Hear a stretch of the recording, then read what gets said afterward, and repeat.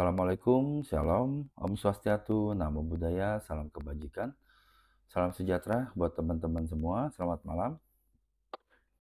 Pertama-tama saya berterima kasih dulu ke teman-teman netizen, terutama di X, yang jari manisnya sudah kita ketahui bersama betapa terampilnya jari-jari manis mereka.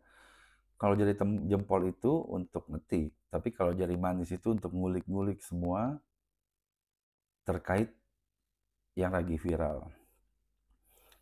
Kedua, saya mau berterima kasih kepada institusi Polri, terutama atensi Kapolri terkait kasus yang rame di Surabaya terkait perundungan anak. Sebenarnya gimana sih kronologisnya? Dari kemarin kan saya nggak sempat juga ceritakan karena kondisi kesehatan juga. Tapi karena lihat beberapa hari ini banyak bermunculan orang-orang yang kemudian bersuara gitu kan untuk Ivan, dan buat saya agak apa ya? Agak berbeda dengan fakta yang ada. Jadi gini, kita mulai deh. Aku mulai cerita deh. Saya mulai cerita deh dari awalnya. Sebenarnya teman-teman tahu nggak awal kejadiannya seperti apa? Jadi awalnya itu di pertandingan basket antar sekolah, bukan sekolah yang sama, di dua sekolah yang berbeda. Mungkin ku percepat aja ya, karena juga udah banyak lah kronologis yang beredar juga. Jadi ini cuma kejadian anak-anak yang cuma dibilang model rambutnya itu kayak pudel, dan memang ada kan model rambut sekarang yang zaman sekarang itu ada model rambutnya disebutnya pudel pump, hair pump ya. Nah, kayak gini.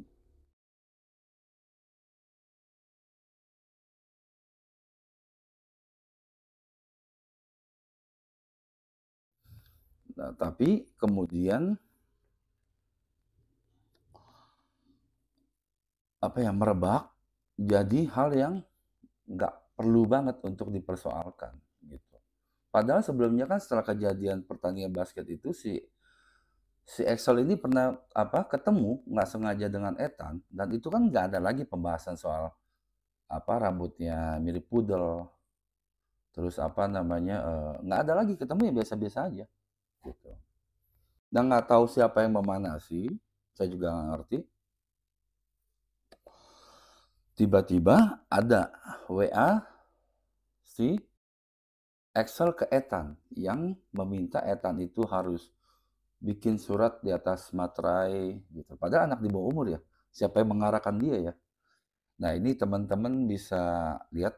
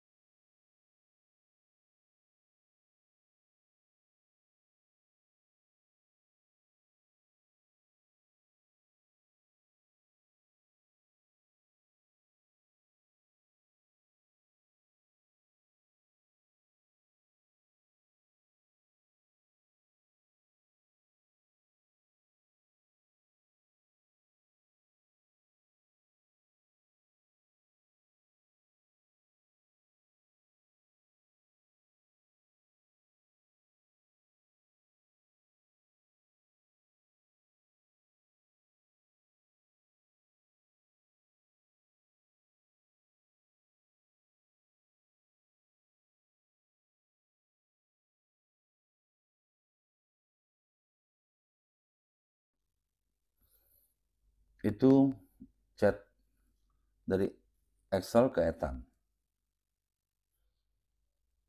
Nah, setelah itu, karena si Ethan ini nggak ngerti apa sih bikin surat perjanjian di atas materai, dia kasih tahu mama papanya gitu. Kata mama papanya, "Ya udahlah, nggak usah ditanggepin," gitu. Merasa nggak ditanggepin, si Ethan ini malah, si Ethan lagi. Karena nggak merasa apa, karena nggak ditanggepin sama si Ethan ini, si Axel makin jadi nih.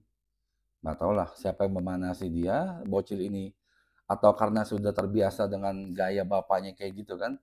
Jadi dia merasa superhero atau apa, kemudian dia ngancem gitu loh. Pokoknya apa namanya, haruslah gitu bikin surat perjanjian, atau kalau enggak dia akan datengin ke sekolahnya. Ternyata bener gitu loh. Dia ngechat terus datengin ke sekolahnya.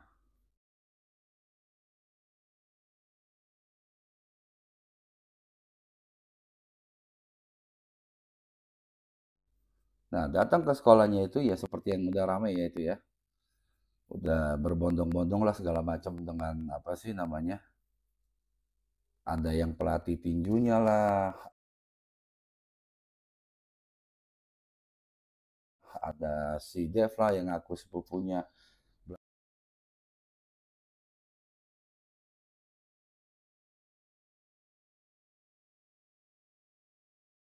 bla bla bla. Ada si baju merah yang nggak bakal kita kasih lolos.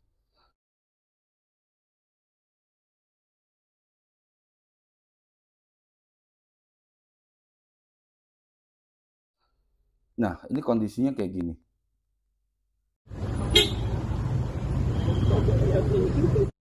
Ini sebagai seorang orang tua, ibunya waktu itu yang ngejemput, memang sehari-harinya ibunya ngejemput.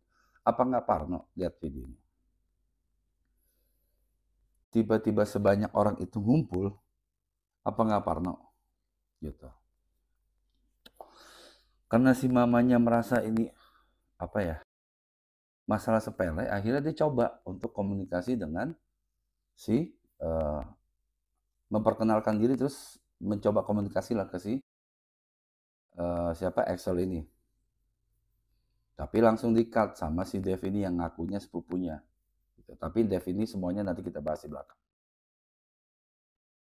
Nah kemudian kan karena rame nih, karena rame emaknya nyokapnya Parno lah, mamanya si Etan ini ya coba deh telepon papanya gitu kan, biar biar nanti papanya selesaikan aja baik-baik gitu.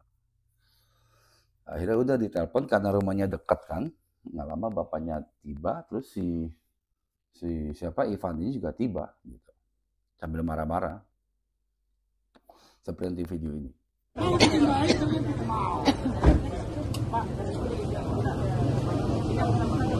Tadi di jalan sampai nggak mau. Makanya kasih tahu kan bikin di dalam yang nyaman daripada di luar. Oh, jangan dibawa lah.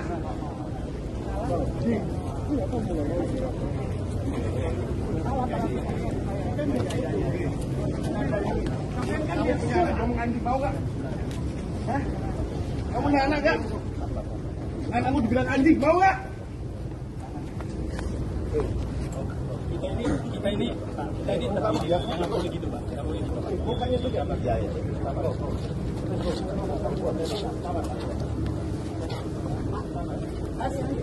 Kalian sekolah bagaimana kita bicara di dalam itu?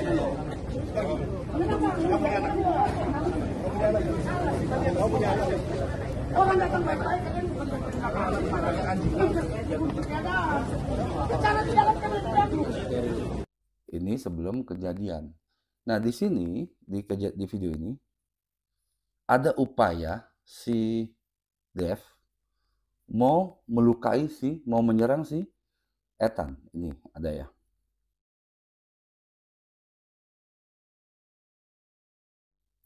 Termasuk dengan si Ivan.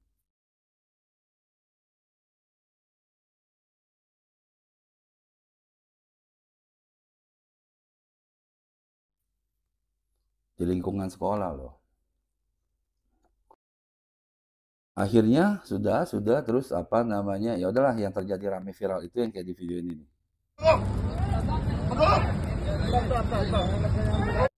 Sudah seviral ini, akhirnya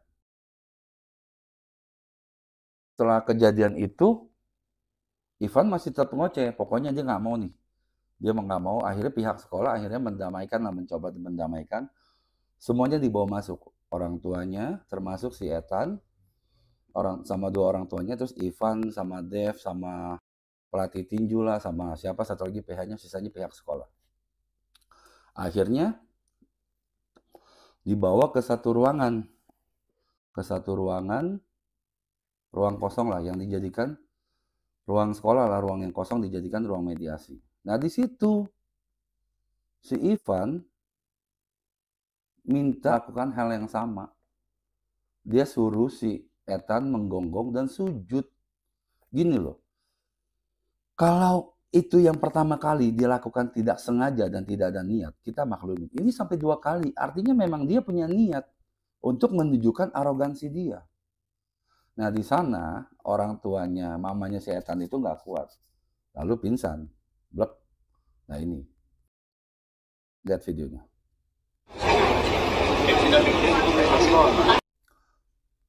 Nah ini mamanya si Ethan dilari ke rumah sakit Mitra Keluarga kalau nggak salah. Nah si Ethan ini nangis-nangis. Gitu. Blek, udah. Masuklah mamanya ke rumah sakit, udah enakan.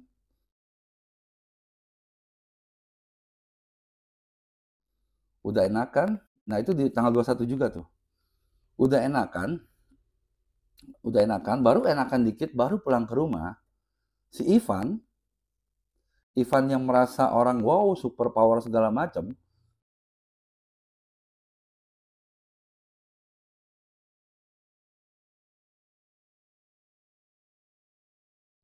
itu nyuruh orang, suruhan dia, nyamperin nih ke rumahnya si Ethan sama ke rumah orang tuanya Ethan. Untuk kasih tahu nih, malam ini kalau mau selesai harus ketemu sama Ivan. Kalau nggak mau, Ivan yang akan datang dengan rombongan gengnya. Gitu.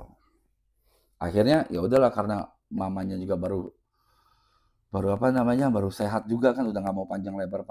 Akhirnya datanglah ke tempat yang ditentukan sama Ivan. Di mana tempat itu? Nah di sini.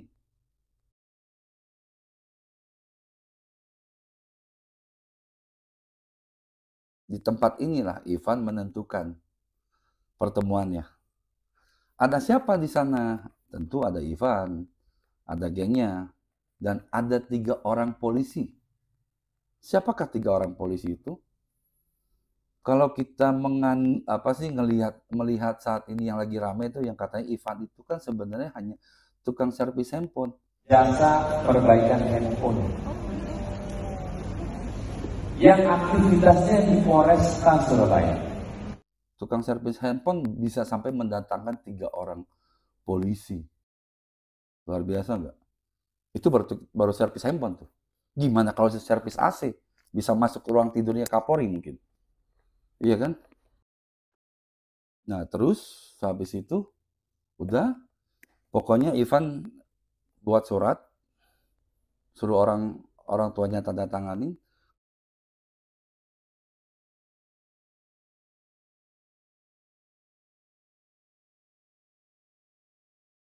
Karena orang tuanya juga udah nggak mau capek, udah nggak mau pusing lah dengan soal begini, ya udah dia tanda tangan aja. Pertama karena udah jam 1,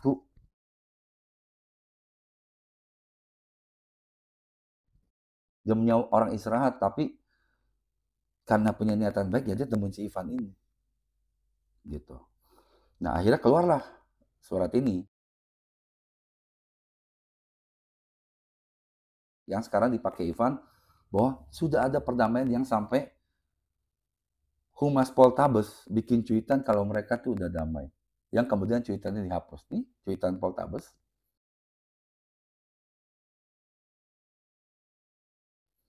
Yang kemudian dihapus.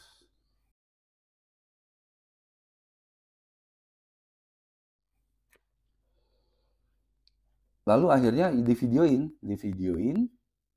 divideoin sama orang suruhan Ivan yang di sana juga ada 3 polisi itu. Ya mungkin itu dari dinas PPA, dari unit PPA Poltabes. Nah akhirnya beredar video itu. Oke ya, apa-apa kok?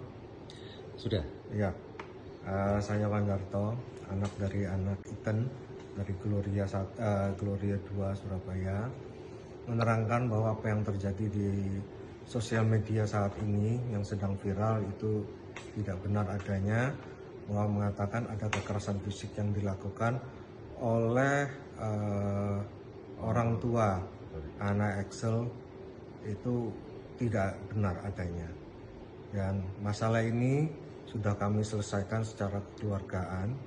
Ya, kita berakhir dengan cara damai. Ya, jadi misalkan ada kelanjutannya di media sosial, itu mungkin tidak benar adanya. Mungkin itu cukup keterangan dari saya. Saya Ivan selaku sebagai orang tua dari Excel yang dimana tadi sempat viral kejadian di SMA Gloria 2. Sebenarnya kejadian tersebut itu tidak benar apa adanya. Banyak sekali cita-cita yang tidak sesuai. Saya dengan orang tua Ethan tidak ada apa-apa dan tidak ada kontak fisik. Dan kita sudah berdamai secara kekeluargaan.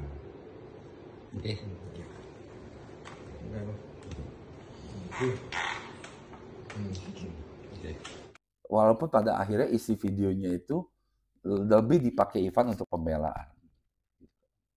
Sudah akhirnya sudah lewat itu, ya udah. Mulai kasus ini mulai rame lagi itu tanggal 10. Saya ingat saya tanggal 10. Itu mulai rame nih. Mulai rame. Sebentar, saya pause dulu, saya ambil rokok dulu sebentar. Wah, koreksinya mana ya? Oh. Nah, mulai rame tanggal 10. Tanggal 10, jebret, saya bikin video nih karena kesel.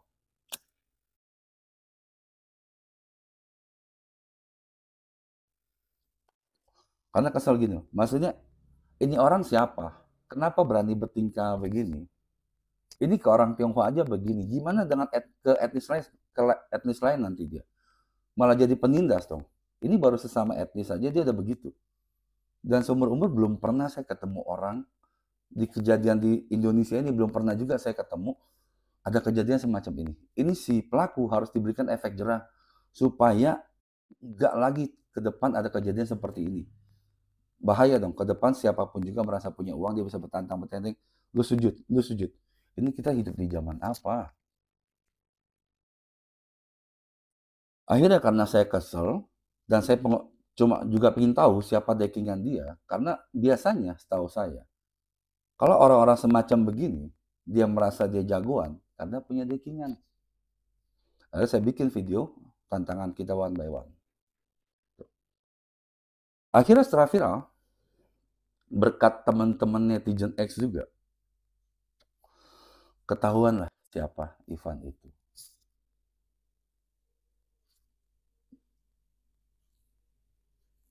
Kalian tahu siapa Ivan itu? Kalau menurut Bapak Dewan yang datang kemarin itu, ini videonya. Kira-kira teman-teman anggapannya dia yang dikategorikan, wah katanya dia orang kaya, pengusaha besar. Kira-kira benar nggak sih?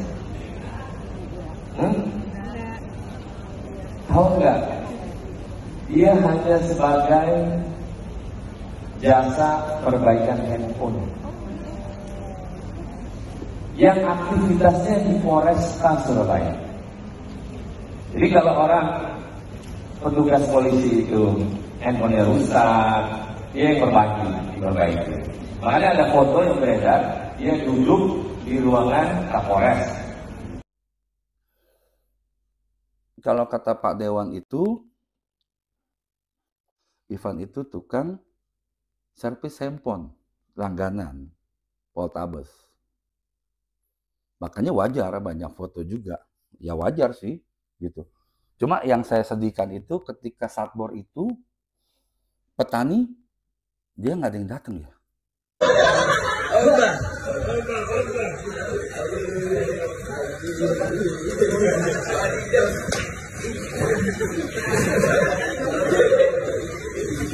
Nggak ada anggota dewan yang ngejenguk dia. Atau karena dia petani. Terus standar dia hanya orang miskin yang mau cari uang lewat video TikTok. Kebetulan nggak sengaja mempromosikan judi. Kalau Ivan kan kastanya itu makelar judi. Makelar kasus untuk perjudian. Makanya wajar banyak yang melihat dia. Oke, setelah ini saya akan ulik nih siapa Ivan.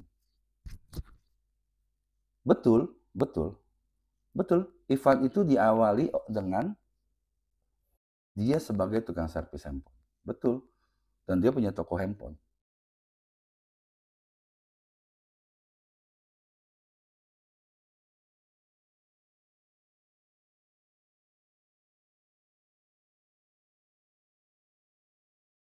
Mungkin karena dia OKB, orang kaya baru, makanya dia bertingkah seperti itu. Sampai dia nggak tahu nih, ada model rambut namanya pudel, hair palm.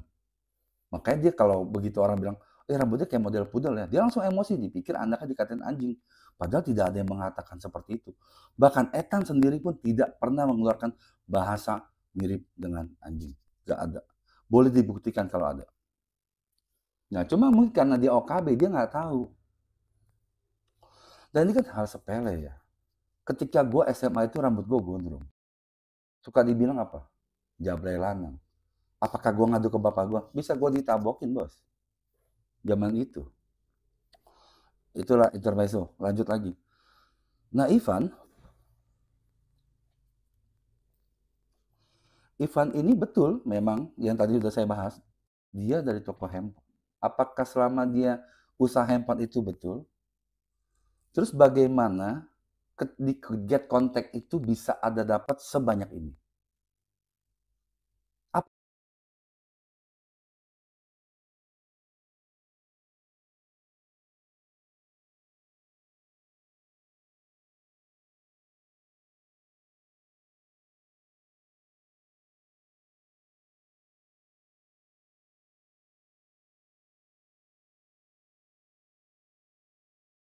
Apa korelasi dia?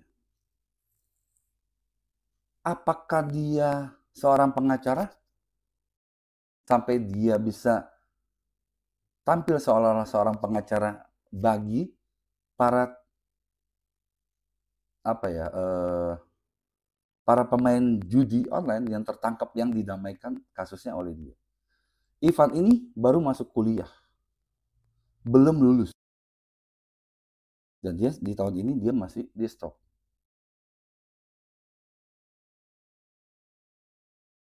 Dia belum PKPA dan dia bukan seorang pengacara. Dan dalam kode etik dan undang-undang advokat itu nggak ada namanya maklar kasus. Ini Ivan. Apakah ini hoax? Silakan kalau ini hoax, saya ditindak, saya dipanggil dan diklarifikasi. Kalau saya hoax, silakan saya ditangkap. Tapi kalau tidak hoax, Pak Kapolri, tolong oknum-oknum yang berada di balik Ivan dicopot semua. Pak Kapolri ingat video ini kan? Yang namanya perjudian, apakah itu judi darat, judi online dan segala macam bentuknya harus ditindak. Saya tidak akan memberikan toleransi kalau masih ada yang kedapatan, pejabatnya saya copot. Saya tidak peduli apa itu Kapolres, apakah itu direktur, apakah itu Kapolda, saya copot. Demikian juga di Mabes juga sama, tolong betul-betul diperhatikan. Ikan busuk itu dari kepala. Kalau ini, gimana masyarakat bisa kembali percaya dengan institusi Polri? Seorang Ivan saja bisa bertingkah seperti ini. Katanya mau laporan polisi. Ya. Hei, mau laporan polisi nggak? Nggak. Kalau mau laporan polisi, telepon sekarang. Nggak usah. Udah lagi. Salah. Selesai. Oke, sorry. Nggak apa-apa bro. Ditunggu kok. Bener. Apa tak anterin sekarang? Kamu ke Polres, mau ke Polres, mau ke Polsek. Ya, gua cari lo. Gitu lo. Gua cari lo. Udah aman loh. Gua cari lo. Iya. Ya. Oke. Gua cari lo. Bagaimana dengan nanti yang mafia yang lebih besar?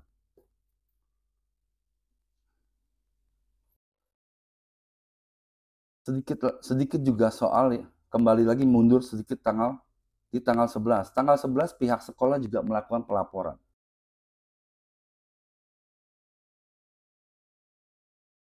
Yang sekarang pelapornya itu dipakai oleh Poltabes Surabaya untuk menangkap Ivan. Pertanyaan saya, tanggal 10 itu sudah viral. Tanggal 11 sekolah baru melakukan pelaporan. Dan itu gurunya. Saya berterima kasih secara pribadi. Hanya pertanyaan saya, apakah ini sekolah karena terancam?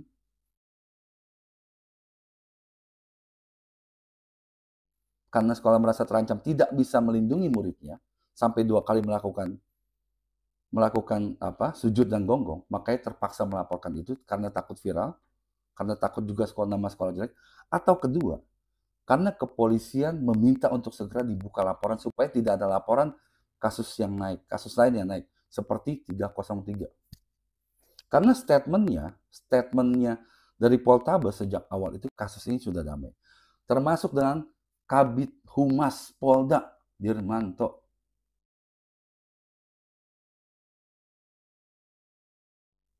Halo, Bang. Apol 96 nih. Dia sampai kasus ini sudah naik, dia juga minta media jangan melebar kemana-mana. Fokus saja. Fokus saja ke kasusnya perundungan.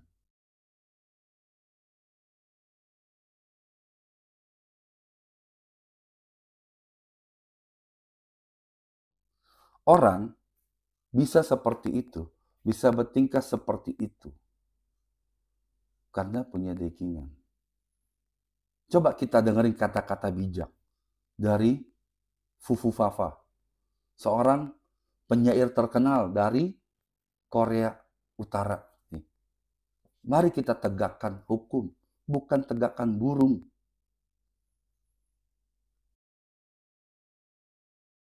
Kita mencintai institusi Polri. Masyarakat semua masih percaya dengan Pak Kapolri dan pemerintahan yang baru bisa membersihkan judi yang bukan lagi penyakit masyarakat, tapi racun bagi masyarakat.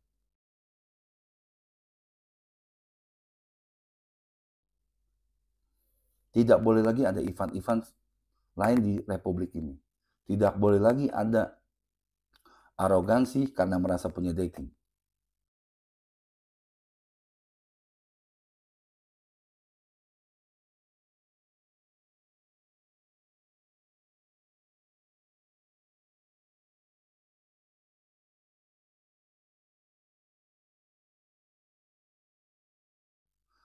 Selain Ivan, ada 3 orang yang kita laporkan.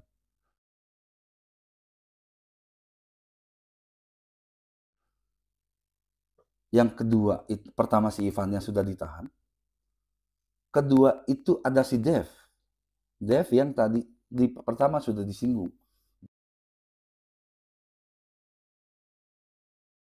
Dia berusaha melukai Ethan.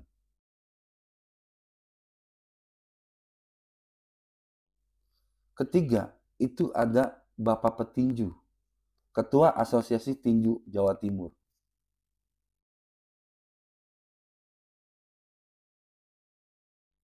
Sorry ya Pak, Bang, sebagai seorang pengurus asosiasi, harusnya Bapak tahu.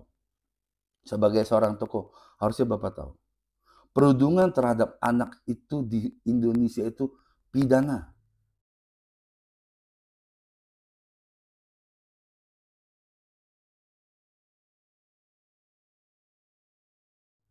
Itu satu. Kedua, sebagai pelatih tinju, harusnya Anda yakin bahwa murid Anda itu sanggup untuk bertarung dan sanggup menyelesaikan persoalan dia tanpa harus bawa keramaian. Itu kedua. Ketiga, Anda berusaha menghalangi pihak keamanan.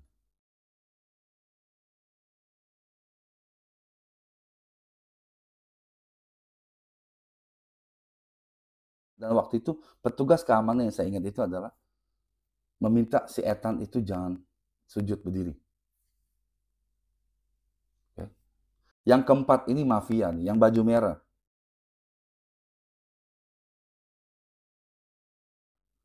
Nah, ini siapa? Rolly Ade Charles Kawaon.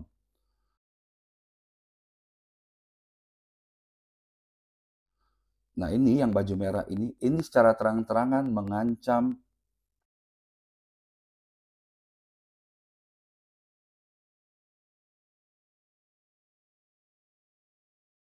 ibu dan bapaknya. Kalau ini sampai, ketika dia ngancam begini, kalau video ini sampai beredar, kalian jangan harap bisa hidup tenang, pasti akan gua cari. Siapa Rolly ini? Nah, kita lihat nih. Rolly ini adalah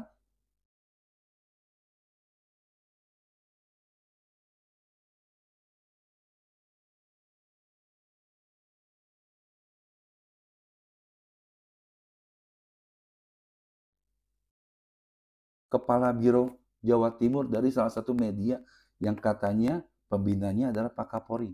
Setelah ini viral, buru-buru itu media hapus nama dia.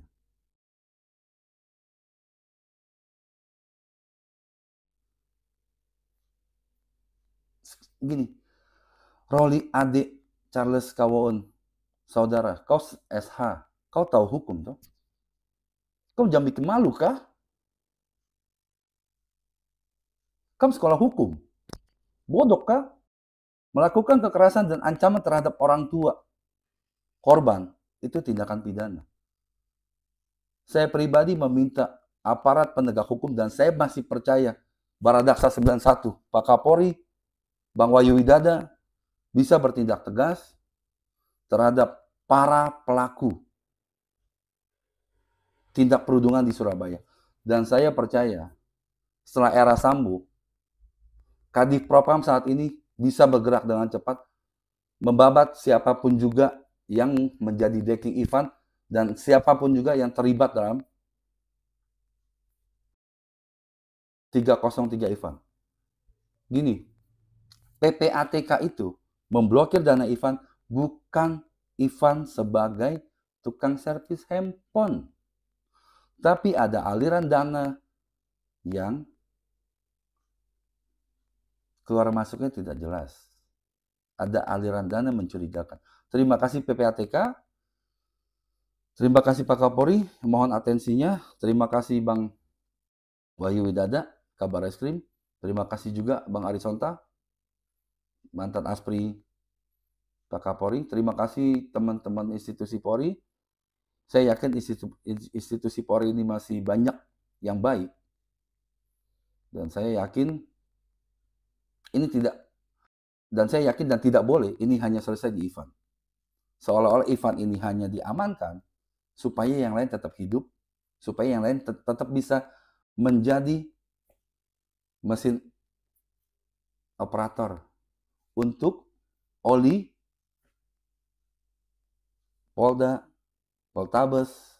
Kita sama-sama tahu sejak dulu 303 ini jadi Oli untuk kegiatan-kegiatan penunjang. Tapi sekarang bukan zamannya seperti itu. Institusi Polri harus diselamatkan. 303 musuh bersama rakyat Indonesia.